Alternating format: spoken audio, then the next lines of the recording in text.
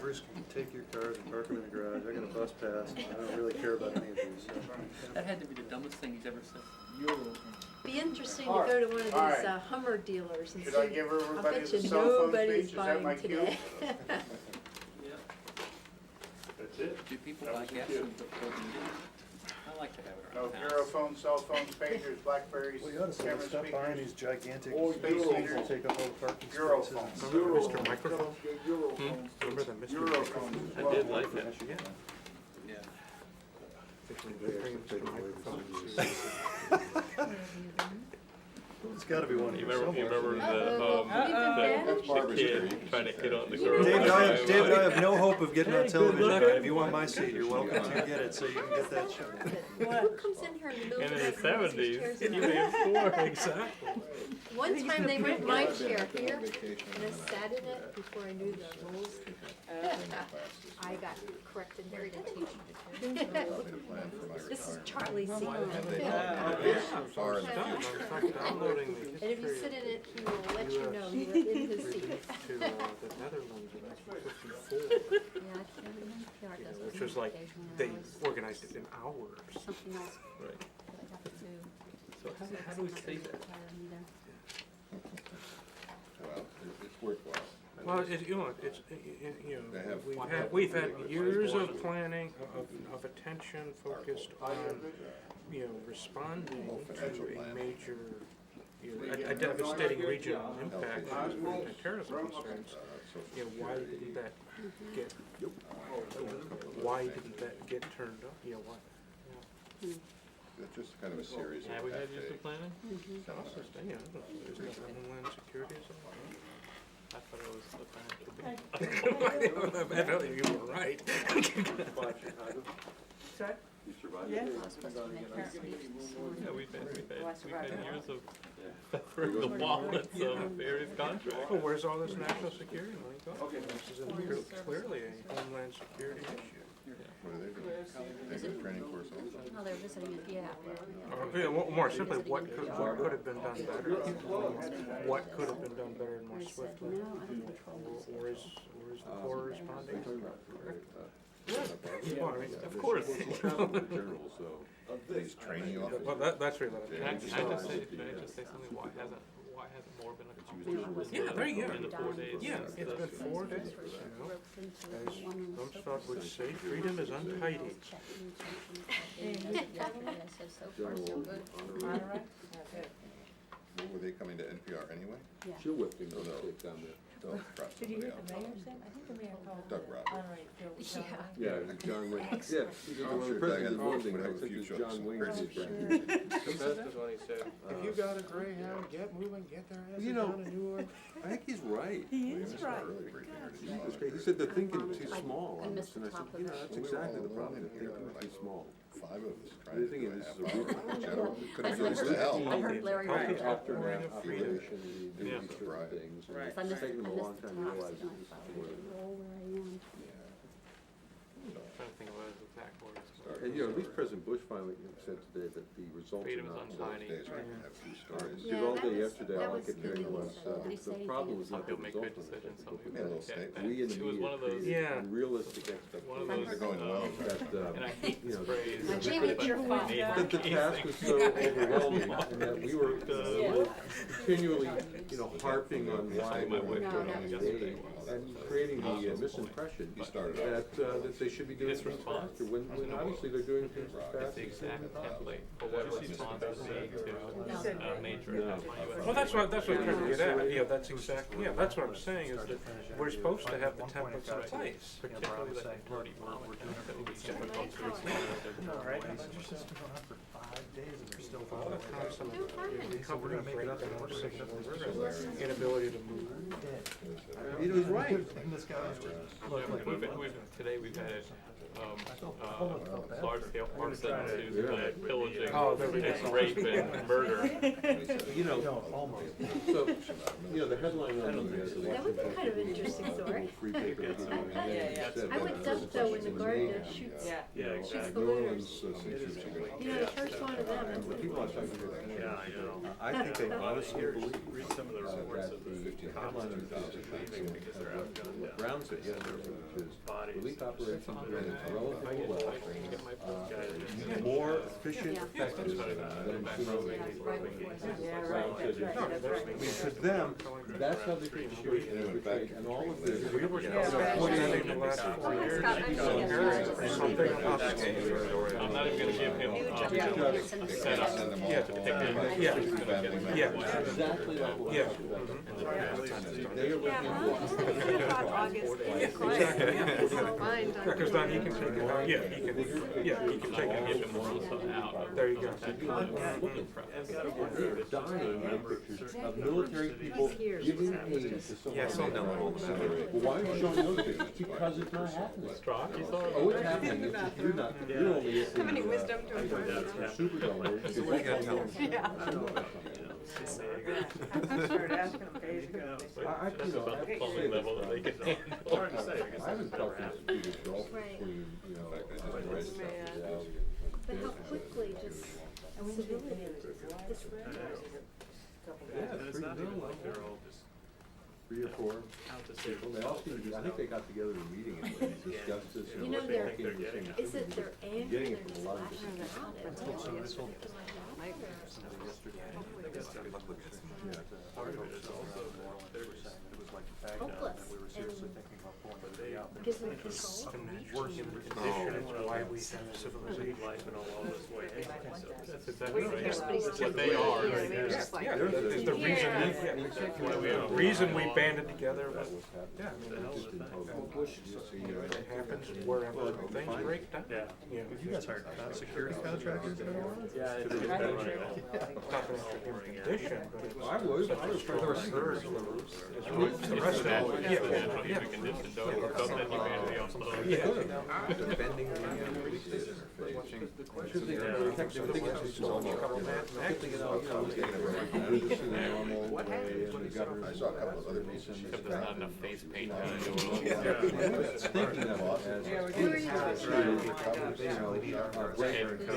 Yeah, they need cooler war business. Yeah, what's his name?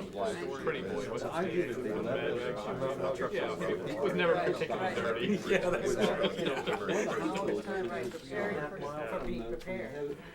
But it worked, I mean, it worked as a story, but I mean, the result wasn't a stand-up, it's a live stand-up at the end. With a lot of Asian person in the A different person. post-apocalyptic world there. then they don't Last understand day and a half ago, last the time I saw her on frustration TV, that when some you of always hear. one of the criticisms we got was our reporters were not being That's not flooding. they Great weren't movie emotionally where they detached just enough from the story. They were too sympathetic. 80s where they just decided to cordon off New York and just leave it at no man's land.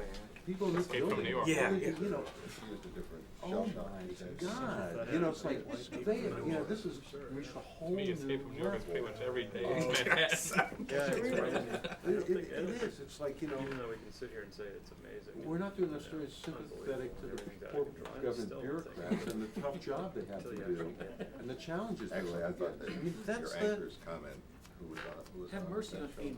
it's, you know, it's She was just trying to be nice, disgusting. but I It didn't really think it rang is. true, where the concluding remark And they was said- shell shock. Your reporters are coming to tell the story, they're talking about, you know, their own experience. I love it, don't do that. I'm trying to say There's it's a difference different down like here. there's a body in the street and a rat is in it. Yeah. You know, our people are being robbed, we had people robbed gasoline while they're trying to change. But you know, I mean, The place is as complete far as we anarchy. are aware. They said, well, your reporters, yeah, they were trying to Yeah, change the tires. yeah, and that's a came big up with- thing. and threatened them, Supplies and give them and gasoline. transport It for does refugees. You know, it's you like, feel personally bad to it. yeah, you're becoming Maybe part of it's the my story. sense Humanitarian. You're not being I feel like I impartial, should you're feel supposed bad, to be but it's just more observing. pictures, like it's the tsunami all over again, it's. Security, But it's more like. Any of the stuff up on the letters is Billy with a couple weeks ago. It's a good thing you went then. Yeah. I'm from the Gulf Coast, and got one from Tallahassee, but relatives all along there. But I have. Yeah, And that, that's- yeah, Yeah, senior. I was talking. Army Corps of Engineers have been doing this stuff for Talking about 150 years.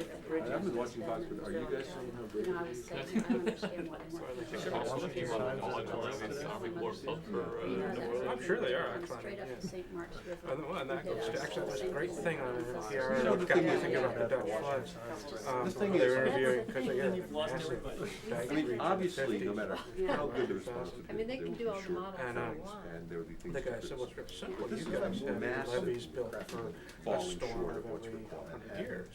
And, you know, You know, and we've decided to more our focus focus on storm the one every that was 100 a years. becoming too emotional involved with the So story. they said, well, This yeah, place okay, well, that'd be phenomenally expensive. He says, well, Yeah, it's like, Whoever had phenomenally gas really expensive thing to do. Right. That's right. It'd be interesting to see if they do shoot, you know, once they get there. Turtles, so there's been a few isolated incidents of Other thunder than ice. you have a city that's under He siege. obviously hasn't been down here, it's everywhere. I just read, Right. I mean, it's like, well, hurricane covers less. the other thing is, this is not something Yeah. that's cutting along some political line where, you know, So it's some always people one of the say things glass where is you're half saying, full. Yeah, exactly. feel good about yourself, Yeah. being Yeah. so smart. There are I said, people well, who. you know, you're only talking to people who are. Somebody in the Army Corps of Engineers who has more on every district where it should have been real high on his priority. I don't know. In the back room, they do. They're breaking into houses. Every single one is a horror story. Everyone is crying out for help. Everyone. And they wanna say it's our fault because we're not covering the. There are a lot of military people, former military. Has anyone said that on the record or weapons. just to you? They're real Has anyone said that? I got an earful of it all day yesterday That was about how pathetic our coverage was and how, how we were coming You know, across we were the talking story. about that yesterday, You can't and really people declare think it. it's There's right. nobody to You can enforce have it. Sept, We should have a civic responsibility to do a better job and help things. Reports from our Yeah, exactly. They're working, at least 60-hour shifts, and then really shifts, they're just working until they're getting Yeah. a certain During they the, go. during the. Yeah, so my Night comes and they go hunker down at especially the if police it's station. representative. And, Well, apparently a lot of the cops have quit. yeah, that's what, Is that right? there's this one report of the cop who just up and quit and then hitchhiked his way out of the city to get out. Yeah, I saw one report and said a bunch of cops had quit, could turn in their badges, and they said, you know, we don't have any food, we don't have any water, and we're not, you know, families are destitute, and we're not They're all putting having our lives on the Anderson line Cooper for. was asking What was that tough movie, The questions to Fort Mary Apache? Landrieu. You've got a Put a patch in the brush. Anderson Yeah. says to Mary Landrieu, Something like that. says, Yeah. and Anderson puts a standing You there. know, But I don't that's understand Yeah, what's why- happening again. I mean, why all they these people don't have give supplies when supplies to you're, that You know, who are community complaining about how terrible Why it they is. take and it not to Well, getting- yes, yeah, boy, you got the former head of the Corps of Engineers saying You that think the US government should funding follow them? Yeah. cutbacks You know, delayed why can't they levy get improvement. supplies then? I just don't understand. And she says, Especially when gives a standard Could answer, go with that. and she said, Yeah. well, Anderson, like a half mile away from where there'll be the plenty of actual- time Well, when the this is over to talk about how we should do things better, but right now, There we was really the, have time. yes, How much the is it from your hospital. I just wanna say how grateful I am That delayed President Bush improvements on levees for legacy pumping stations contributed to scale. We're on our way down. Yeah. and former President Clinton Is that fair? and And they're both President saying Bush We all used say- Somebody else gonna use first. Yeah. and Anderson said, excuse me, the doctors' patients were under maybe understand why the people here hostage by really the aren't gonna be very looking impressed by you drugs. congratulating And then other another one politicians where, about what a great job you're doing. And she said, do you get the internet that people have here? And she said, well, yeah, I get it, because, you know, my house was destroyed, so they went on to sort of this contentious up in one of them. thing, and they, and someone else across the house thought that was just totally inappropriate. He was being disrespectful and not, he was inserting his own opinion into the story. So these were two different Yeah, you know, God forbid, You you got the ask bill the for power of the government federal official of the federal government. government, if the government should be doing a better job, when not dozens, not hundreds, not thousands, but tens of thousands of people are suffering and dying because they can't get help. And you're not supposed to ask, I guess you're supposed to say, like they do in these radio interviews that they set up for Rumsfeld, Senator, the federal response has been quite impressive. To what do you attribute that? First of all, That's the question they expect that we should be asking, otherwise we're in the issue. Speaking of it. Well, good morning. We are fortunate enough to have this morning with us Lieutenant General Carl Strock, who I think many of you know. He is the commander of the U.S. Army Corps of Engineers. General Strock is made himself available to give a brief rundown of what the Corps has been doing, what some of their plans are to mitigate the infrastructure damage from Hurricane Katrina. We have a limited amount of time with him, so let me get right into it, and so we can answer some of your questions. General, thank you again. Well, thank you very much, and good morning. I am General Carl Strock, and I'm the commander of the U.S. Army Corps of Engineers and Chief of Engineers. What I'd like to do today is explain what the Corps of Engineers' role is in responding to and recovering from this disaster, and then give you an update on where we are specifically in the New Orleans area as we're fighting the floods, and also cover a bit for you what we're doing to restore navigation across the coast of the Gulf. The Corps of Engineers is involved in 3 ways here. First, in support of the Federal Emergency Management Agency under the National Response Plan. We provide one of the emergency support functions called Public Works, and in that capacity we do debris removal, we provide ice, water, we provide emergency power, temporary shelter, and we fix roofs. We provide command and control facilities, and basically whatever else is needed in the area of public works. Under the other thing we're involved with is in our own agency authorities. As an agency of the federal government, we have responsibility for civil works, which includes deep draft navigation and flood control. So we have authorities within the agency to restore navigation and also to fight flooding outside of the FEMA authorities. The third element we're doing is in support of Joint Task Force Katrina, where we're ensuring that not only do the right kind of Army engineers flow forward to help General Honore, but also to make sure that my agency, which is principally civilians, about 34,000 civilians, is made available to him in his military support to the effort. The real things I want to focus on today, though, are the situations in New Orleans and the navigation. Currently, we feel that the water levels in the city have stabilized. We don't expect a rise in the levels. There is some fluctuation based on the tidal influence from the Lake Pontchartrain, but essentially the flooding has stabilized. And the task at hand now is to drain the city and create the conditions where recovery can begin to take place. The challenge we faced was that we had 2 breaches in the levees on the Lake Pontchartrain side. These levees were at 17th Street and at the London Avenue Canal. The greatest challenge here, I suppose, was trying to understand the nature of the problem we faced, because like everyone, we had evacuated the city, and it was only after the storm had passed that we began to get out and assess what was going on. And even then, as you understand, communications and access were very difficult. So even getting to the site and understanding what we faced was a challenge for us. And then after understanding and setting a plan in foot, and by the way, we do have a plan on the shelf in anticipation of this, mobilizing the equipment, the people, and the material to go out and address the problem was also a challenge, because the site was essentially completely surrounded by water. The approach we took was threefold. First, to try to gain access from the land, so we were working with the city, with FEMA and other agencies to move construction equipment to the site by building causeways from dry land out to the site of the breach. The second is to work from the water. Access to the area by water is also difficult, because while they have bridges across these canals where the breaches are located, those bridges cannot be lifted. They're out of service because they don't have power. So we couldn't get direct water access to the breach point. And so our solution then was to try to seal off the mouth of the canal where it empties into the lake.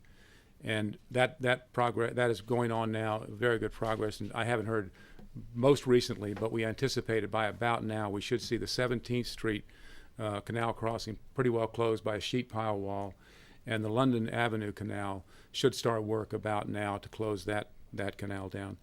Those are not critical right now because, as I said, the lake levels have steadied.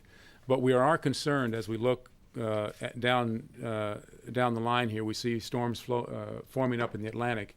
We want to make sure that we don't catch ourselves with levees open and another storm front move in on us. So we're going to go ahead and proceed to close those canals, although that's not vital to our recovery effort at the moment. Once those canals are closed, we will then begin to actually work the levees. The third element is an aerial approach, and you've seen, I think, some of that activity going on. This, too, represented a challenge because we have very limited aviation assets, and rotary wing is really what we need to put material into these breaches, and that's the very asset we need to do search and rescue and save victims. So our efforts became something of a second priority, and our initial plan was delayed a bit because of that.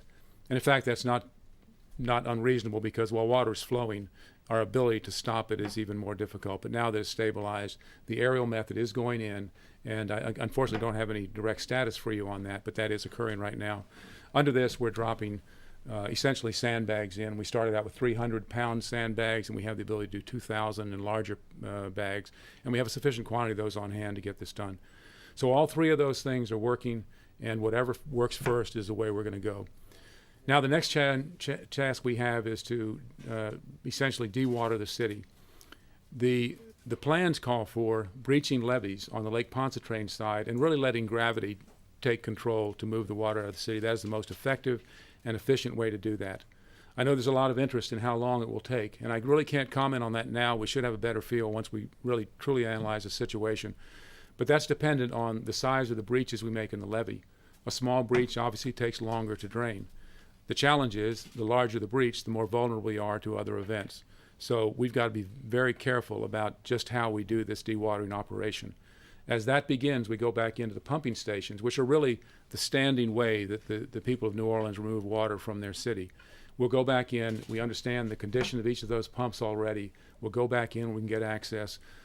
We will energize the pumps, and then the pumping will kick in, and that will complete the process. We'll close the levees, and that should then create the conditions for the recovery to begin.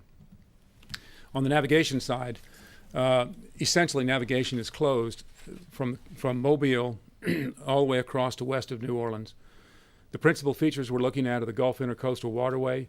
That is open except for about a 10-mile stretch, and we simply haven't gotten in to do the hydrographic surveys there, but we would anticipate we'll have the Intercoastal Waterway open fairly soon. The channel from Baton Rouge to the sea buoy outside of New Orleans has been surveyed and found free of obstructions, and we feel we have about 46 to 49 feet of deep water.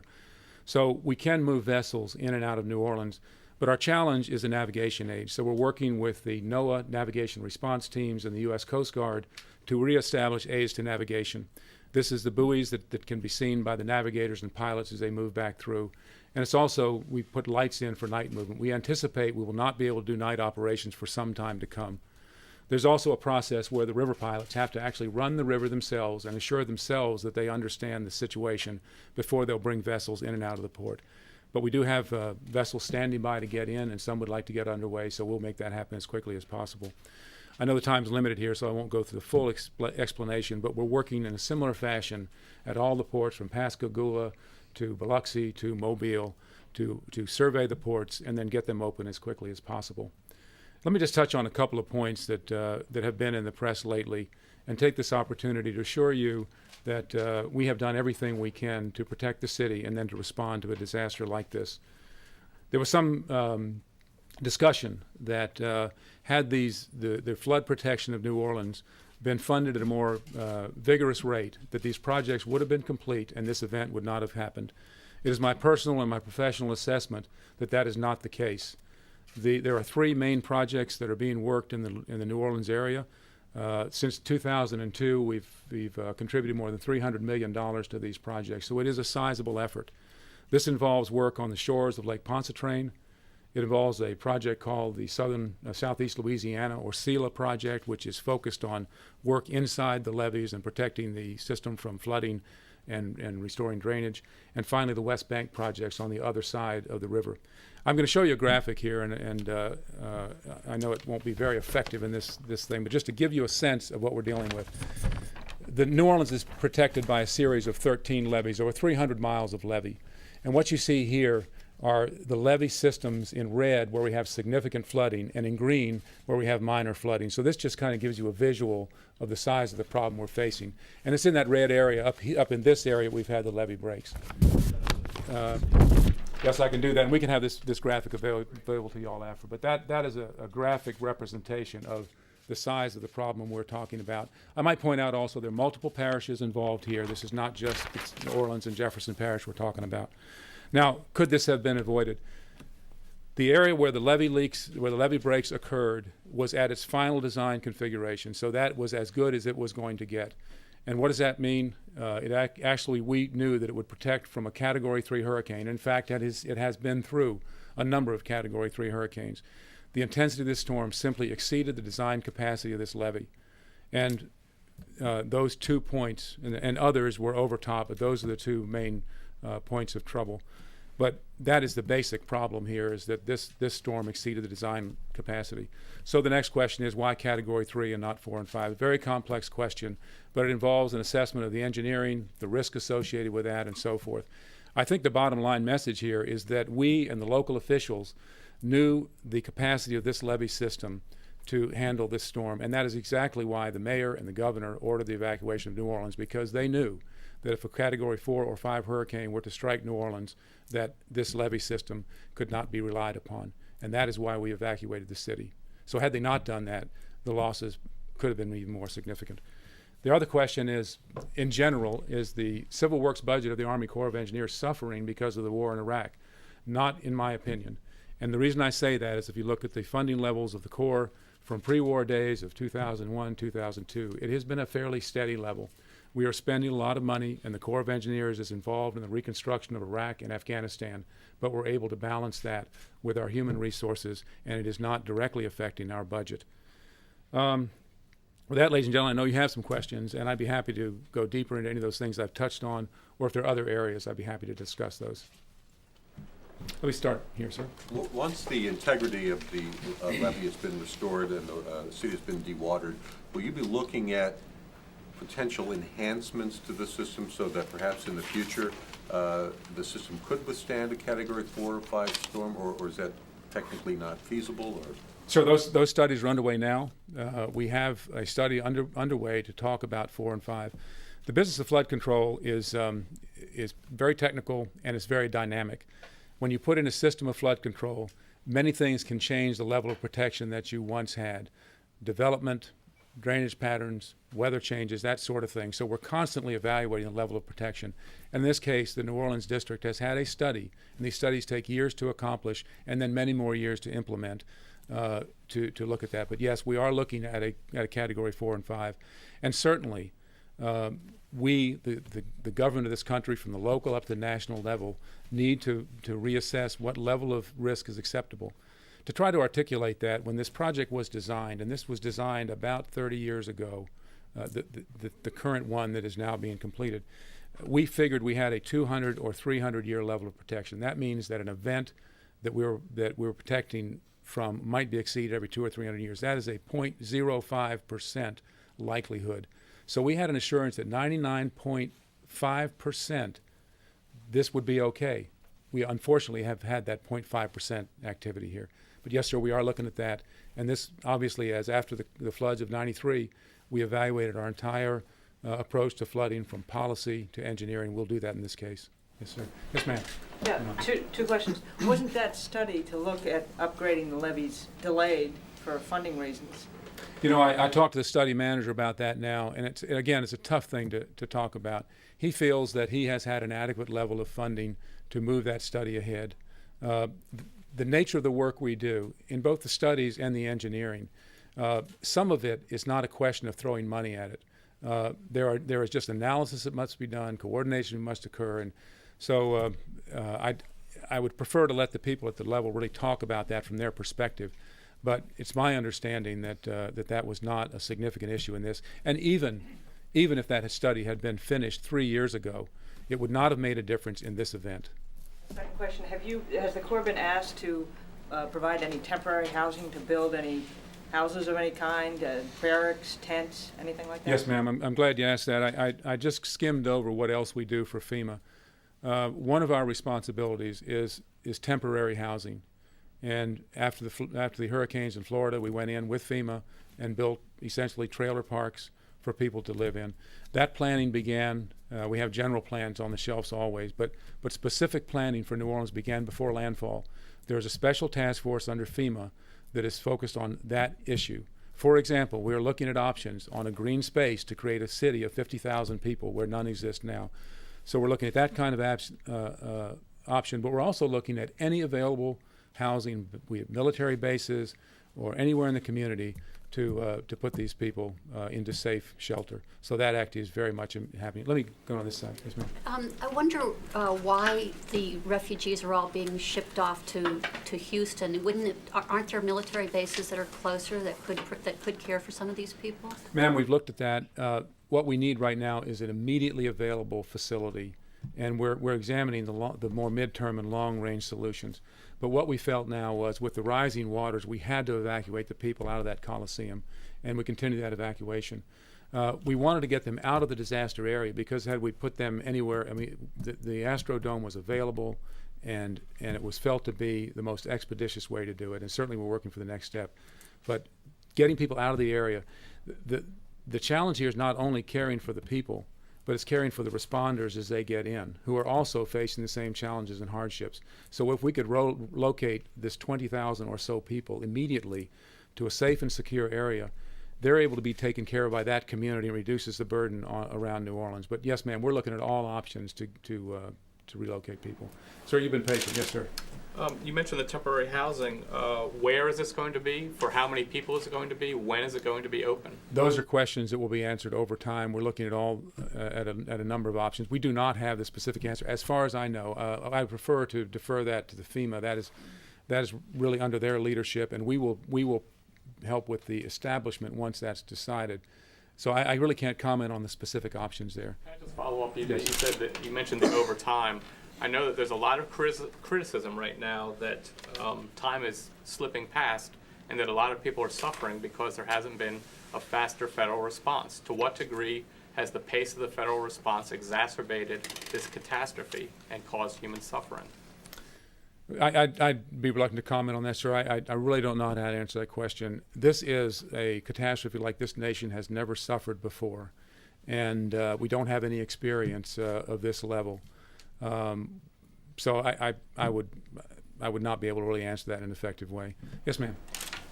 As the storm was approaching, was there anything that the Corps should have done or could have done to either get more resources down to the area or to shore up some of either the levees or the other facilities there so that you would have mitigated some of the damage? And then secondly, could you just tell us how many personnel you have in the area now and how many are on the way? Yes, ma'am. Well, as far as pre-landfall activities, a lot of that went on. We mobilized all of the command cells, and one of the challenges here is we didn't know exactly where the storm was going to come ashore. So we set up mobilization centers and concentration sites for people and commodities outside the area, but across the full Gulf Coast. The danger is if you rush in with too much too soon, then that becomes overwhelmed by the disaster. So we set up these sites outside of the anticipated landfall area. And then once we see where landfall occurs, then we begin to establish lower level sites down to local distribution. And that process is going on now. But again, we're contending with very difficult conditions here, where the roads we would send trailers and trucks down are blocked. And in fact, the people who would clear those roads have also suffered. So it's a very complex process. But yes, we had pre-positioned many resources and prepared for that. As far as the flooding events in New Orleans are concerned, everyone evacuated the city. I had a very small element. My district commander down there weathered the storm on the Mississippi River banks. But our people moved out as well. In a normal flood fight, we have people on the levees who are constantly watching for problems along the levee. And we have local levee and drainage district people who are ready to respond when those hot spots arrive. In this case, we knew that a 4 or 5 hurricane would overwhelm this levee, and so we evacuated the city, and we didn't want people standing on the levee looking for leaks in this kind of a situation. So there was limited action we could do. And by the way, those people are not Corps of Engineers people. We support that. But these are the citizens of the area in levee and drainage districts that go out and do this work. But that's the reason why we had a tough time understanding this. How many people are involved? Right now, I have got about 400 people directly involved working for FEMA, but I've got many hundreds more doing our business of the Corps of Engineers on the waterways and on other parts of the area. Just to put it in perspective, in the hurricanes that struck Florida last year, at the high water mark of our response, we had about 1,700 people on the ground, and we rotated more than 2,000 in. We also drew on other federal agencies like the Bureau of Reclamation, on the Forest Service, who have people who can get into difficult situations and help us assess and then respond to these conditions. So we will draw on the full federal family to help us on this. Yes, ma'am. I want to ask you a broader question. There have been a lot of reports about, you said that part of your job is ice, generators, that kind of thing. There have been a lot of reports of hospitals don't have generators, don't have food, don't have enough clean water. Why is it so difficult to get those supplies in, especially to something like a hospital? I think one of the biggest problems we have is communication. Knowing where the problems are and then doing the coordination necessary to get the resources to where they're needed. Communication is clearly a problem right now, and I can tell you, not my lane, but in FEMA, they're working very, very hard on that with all sorts of mobile capabilities. So communication has been one of the big aspects, even getting into. Remember, we evacuated the city, and there's tremendous devastation in Mississippi. While the focus has been on New Orleans, the coast of Mississippi has also received tremendous devastation. So communicating has been difficult, and then access is difficult. The only reliable way to get into many of these places is by air. And when we use these precious air assets, we've got to understand what it is we're trying to do with them, and we don't have people just flying around looking for signals. So it is a very challenging thing to understand where the needs are and then to get resources to them. Yes, sir. Sir, can you try again to explain to the public why, if everybody knew these levees would only take a Category 3 storm, why were they not built to 4 and 5? I mean, it's a complicated answer, I know, but it seems counterintuitive if you're living there in this powder keg and you know what's going to happen. Well, let me draw an example, a parallel. I need to be very careful not to appear callous or draw simple analogies. But San Francisco, why do people live in San Francisco? There will be an earthquake in San Francisco. There will be an earthquake in Los Angeles. There will be an earthquake in Seattle, a devastating earthquake. Why do people live there? Well, it's because that's where they live, and it is sort of the way that the city of New Orleans is what it is. What we do is try to put the appropriate level of protection in, and as I said, the solution here was for the 99.5% of the time this would work. We did not address the 0.5%.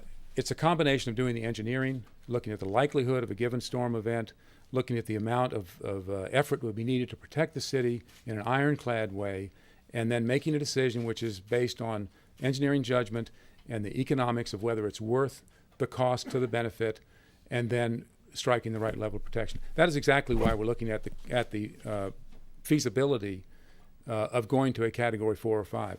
The other thing is not just about structures. The other ways to avoid this are relocation and restricting development floodplains, but that's an entirely different subject. But at the time that these levees were designed and constructed, it was felt that that was an adequate level given the probability of an event like this occurring. On broad area picture question, to what extent are the U-2 flights going overhead in the National Reconnaissance Office using spy satellites to help you get a broad area view of the terrain helpful?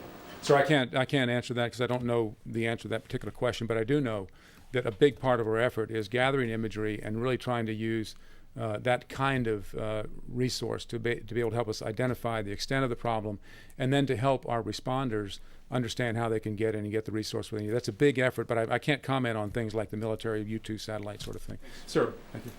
General, I believe you said the air assets are limited in this. There are about 70 C-130s in the Arkansas National Guard. Can you tell me why these are unavailable? Well, I didn't say they were unavailable, and really the military airlift, again, is not my responsibility.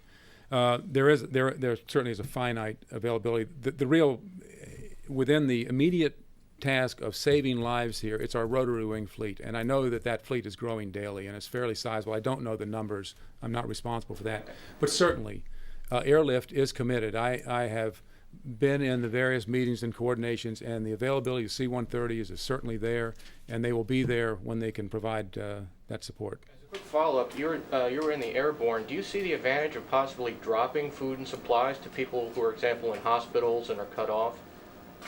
You know, I think in this particular situation that is something that is feasible, but what you have to do is know where to drop it and what to drop. That's a challenge. But when you have, say, 25,000 people at the convention center at the Superdome, isn't it fairly easy to say, this is where the people are, let's drop some supplies? That's the kind of question the General Honoré from the Joint Task Force would look at about those sorts of things. He's a very experienced officer, and General Landrieu, who's the AG of Louisiana, is also a very experienced officer. They will consider options like that. But there are pluses and minuses to any solution you want to put in place. So, yes, Do sir. you think that should have been done then? I mean, we had 20,000 people in one location. You can drop stuff by air, and it was pre-positioned. Why couldn't it have gotten into the convention center I can't sooner? comment on that. I think the military guys would be better able to do that. There's an efficiency and an effectiveness thing here. The most effective way to move things in right now, I think, would be on water over the Mississippi. And I know that's being considered as a way of getting people out of the city. We're also looking at rail. So we're looking at all options, and I just really can't comment on which one of those was considered and why we selected to do it the way we did. Yes, sir. Back in your lane. Let me get you next, sir, and then. Sure. Back to the communications, actually, I have two questions. Can you help me understand why your communication systems don't work when part of your job is to work in these kinds of austere conditions, and what you might have to do in the future to fix that, what you're learning from this? And also, you mentioned that they knew and we knew what would happen if there was a Cat 4 or 5. What did FEMA know? What did they understand about what to expect, what kind of circumstances they were going to be dealing with in New Orleans after that storm? What should they have been prepared to deal with? What did they... Well, a couple of questions are on communications. Again, that's not my area of expertise, but I want to draw the distinction between military communications and civil communications. Essentially, the civil communications infrastructure in that part of the country has been wiped out.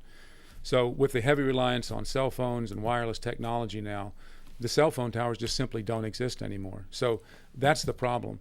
The military forces do have adequate communications. My responders have adequate communications, but the people who have the problems are unable to communicate their requirements. So it's a very complex issue. It has nothing to do with the military's ability to do command and control and coordination of our response.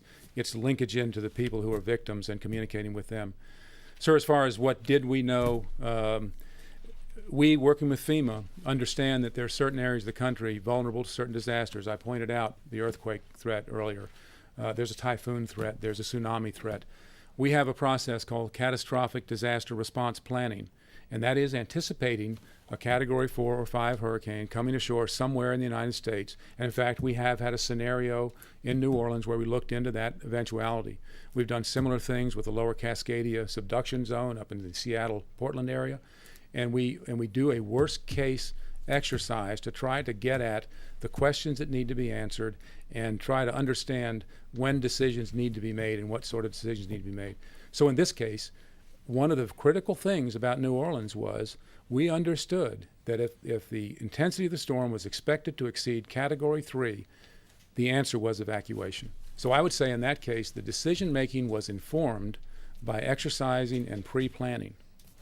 Trouble with the commander-in-chief, but in an interview yesterday, he said basically nobody could have envisioned that these breaches were going to, flood New Orleans. I mean, it sounds like you understood, and that people in the Army Corps of Engineers understood, and there must have been people at FEMA who understood that this was not necessarily a likelihood, but there was definitely a probability that New Orleans would flood and that bowl would fill. Well, I guess if it depended on how tight you want to call that.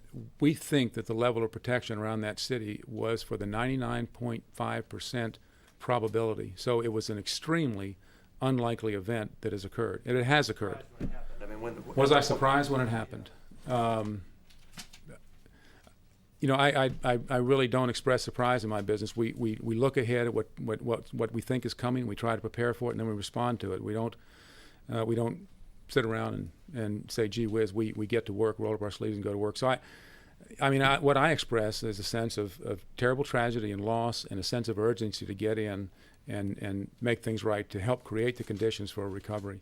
And I'm sorry to sound melodramatic here, but sir, how long do you expect it to take to rebuild New Orleans? That's a question that's beyond my ability to comment, because a lot of decisions we need to be made here. They may not choose to develop the entire site. It's taken us a long time on the World Trade Center to decide just what to do. So that's a decision others will make and will contribute to the execution of that. Sir, you had a question earlier. I'm sorry. I know that you're not really able to say how long it's going to take to get the water out of the city, but can you give us any idea of what an optimistic or a worst case, best case timeline? Are we talking about weeks? Are we talking about months? Are we talking about longer? Sir, we're certainly talking weeks, but I'd be hesitant to say anything more than that. I can assure you, though, that as soon as we do the analysis and we feel like we can give people a level of confidence in predictability of the future, we will do that. And people are working very hard at that right now, looking at levels of inundation, depths of water, and we're looking at, as I said, various courses of action: 100-foot gaps, 3,000-foot gaps, pump efficiency, how many pumps we can get on, availability of electricity. There's so many variables. I'd be reluctant to put a number up that I would then have to live with or celebrate if I come in under it. I think we need to just give us some time to work it. Is there any resource that you need or could use that you don't have? Well, I'm sure there is. I don't know the answer to that. We're asking all those questions now. We know that we have had an overwhelming offer of response from every area in this country. We are very close in the Corps of Engineers with the private industry. We have worked very closely on a pro bono way with people from the navigation industry who have helped us survey and make assessments and help us set priorities. The construction industry has stood up and is saying, we are standing ready for your call. Our challenge is, of course, is setting priorities in terms of actual specific things we're going to do, and then making the conditions such that we can get the responders into the sites. The real focus right now is saving lives and sustaining lives, and then creating the conditions for the beginning of a recovery here. So we have a lot of people thinking about those things, and I know that we have the capacity in this country that's poised and ready. It's just a question of when and where and how to do it, but I'm confident. For example, in my agency, if you go to our website, you will see that there is a place where a contractor can sign up and say, I have this capability and I'm ready to come, and they're doing that. Let me go down here, sir, and just take one down here. Make this the last one. Right, sir. Okay. Sir, considering that you had the 95.5% protection, do you feel that there was enough pre-positioning of supplies, exercising or training or educating of the people in New Orleans, in the hospitals and the police force to prepare them for this event, or was that sort of set aside since it wasn't expected for 200 or 300 years? Sir, I think that question would be better answered by those who have responsibility for the full recovery, because so many of the elements you talked on are something I really can't comment on. I can tell you from my agency's perspective, while it's difficult to say that anyone would be prepared for a disaster of this response, we have mechanisms in place. And let me illustrate that. New Orleans, we knew if we had an event like this, they would be victims, and they would be unable to respond to a disaster in their area. So it's our Memphis district up the river, who understands the river and has a relationship with New Orleans, that is responsible for the dewatering of the city. The people from New Orleans who understand it will be working with them and giving them advice and assistance, but our Memphis district, who's out of the disaster area, will be coming in and actually managing the effort.